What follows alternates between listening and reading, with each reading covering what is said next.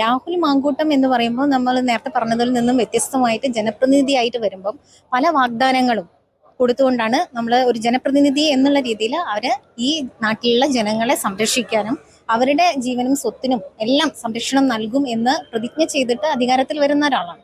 അപ്പോൾ അവര് ബാധ്യസ്ഥരാണ്. ഇവിടെയുള്ള കേരള സമൂഹത്തിനോട് അവര് റെസ്പോൺസിബിലിറ്റി ഉണ്ട് അവർക്ക്. അപ്പൊ ഈ ഒരു സമയത്ത് പോലും സ്ത്രീകൾക്കെതിരെ, അതായത് സ്ത്രീത്വത്തിനെതിരെ അപമാനകരമായിട്ടുള്ള കാര്യങ്ങളാണ് അദ്ദേഹം നടത്തിയതായിട്ടുള്ള തെളിവുകൾ നമുക്ക് മുന്നിലേക്ക് വരുന്നത്.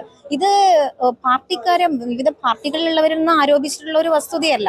ഇത് സ്ത്രീകൾ തന്നെ അവർക്ക് നേരെ നടന്നിട്ടുള്ള അതിക്രമങ്ങൾ ഉണ്ടായി എന്ന് പറഞ്ഞിട്ട്, അവർക്ക് റോങ് മെസ്സേജസ് അയച്ചു എന്ന് പറഞ്ഞിട്ട്, അവർക്ക് മാനഹാനി ഉണ്ടായി എന്ന് പറഞ്ഞിട്ടും അവർ കൊടുക്കുന്ന കേസുകളാണ്. അപ്പോൾ ആരുമല്ല, അതിന് ഇരയായിട്ടുള്ള ആളുകളാണ് ഈ പരാതിയുമായിട്ട് രാഹുൽ മാങ്കൂട്ടത്തിനെതിരെ വരുന്നത്. ഈ ഒരു സമയത്ത് ഏത് ഒരാളായാൽ പോലും നമ്മുടെ വീട്ടിൽ ഒരാൾക്ക് എതിരെ എന്തെല്ലാം ഇത്തരത്തിലുള്ള